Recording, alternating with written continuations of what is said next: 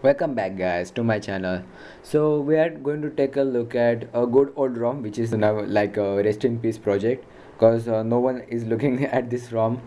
Means people are still downloading it and installing it, but no one's developing this ROM nor anyone making mods about this ROM.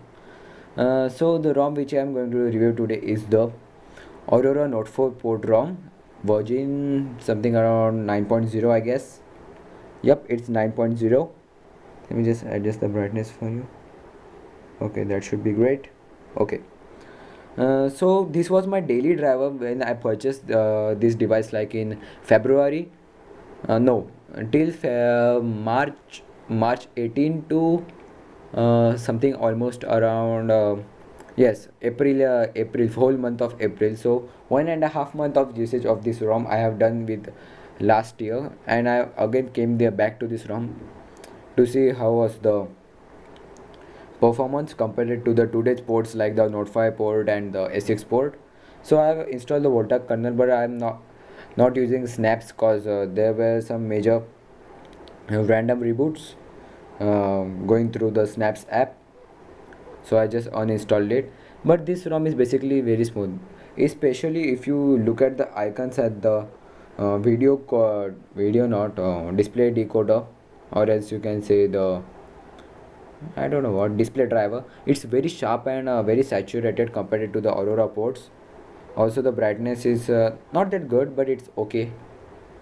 But this ROM is very sharp in the icons and the other things because it's directly ported from the Note 4. And also, this ROM has a Aurora, not Aurora, Aroma file. Yes, it has a Aroma file. Oh, okay. So you will need a Fields recovery to install this ROM anyway, which will usually you enable the I guess you can call it Aroma file manager, as well as to install this ROM you will need a Aroma file installer, no ROM installer, okay, which will enable you to select various options like toggle text. If you go into the display I guess, okay, display into the fonts, default font style, and there should be 1000 fonts or something like that, because there was an option of this in the Aroma installer. It is loading because there are 1000 of them. Let me just disable the power saving, and will take a long.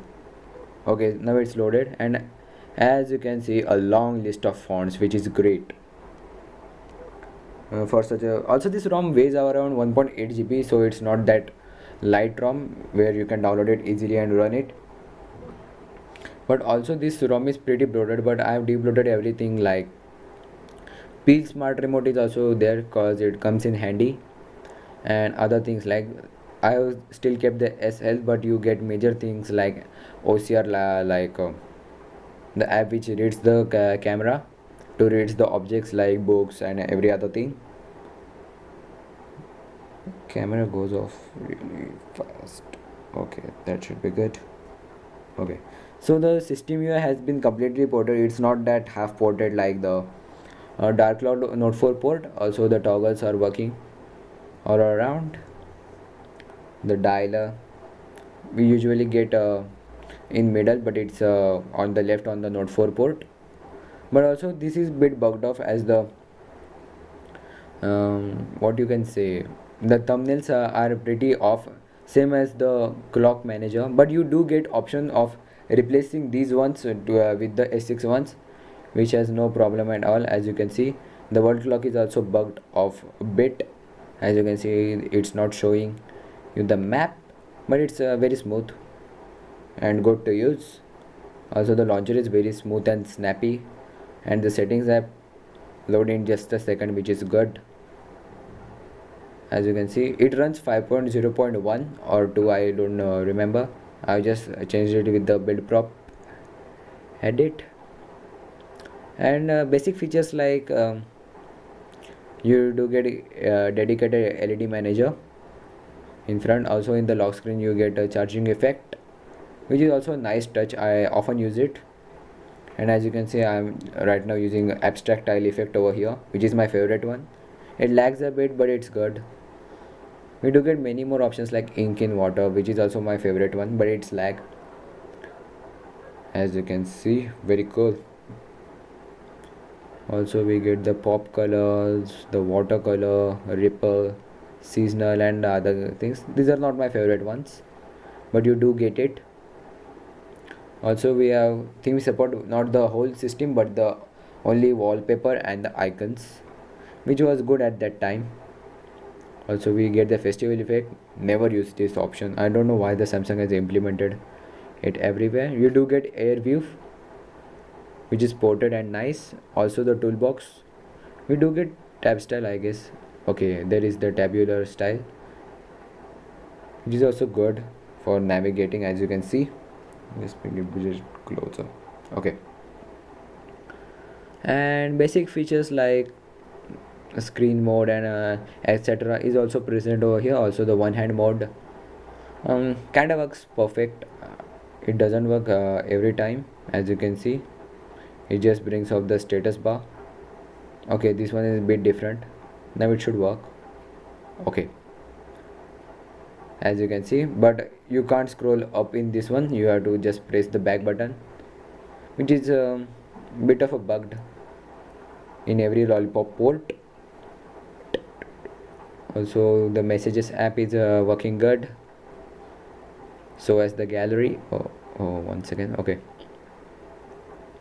as you can see, Note for gallery fully ported, and you do get the smart manager with the S planner, and you get an option between a Note 3 camera, which is capable of 60 fps recording, I guess.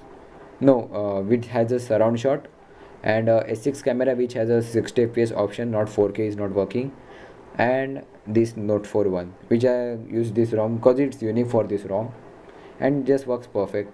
Sometimes the focus will not work that properly, as you can see. It doesn't focus for some bits, but it looks good and works most of the time. And also the air command is also working, not from the Note 4, it's the S5 sorry, the Note 5 one. The exposed modules are working, as you can see. Blur screen, and not much, just a whole Note 4 system UI port, and the basic UI experience is very smooth. Let's check the RAM usage. As you can see, even if the apps are running in the background, you do get a decent amount of backup. As you can see, these are bit better than the stock, not that smooth. It's a bit better.